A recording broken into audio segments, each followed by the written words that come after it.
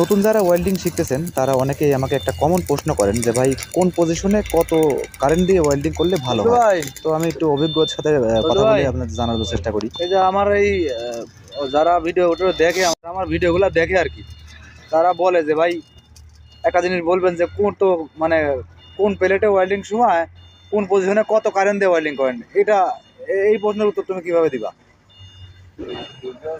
কিভাবে দিব এটা তো আর মালে মালে কারেন্টের গিয়া পাইবো, এটা কিভাবে প্রশ্নটা উত্তরটা দিব?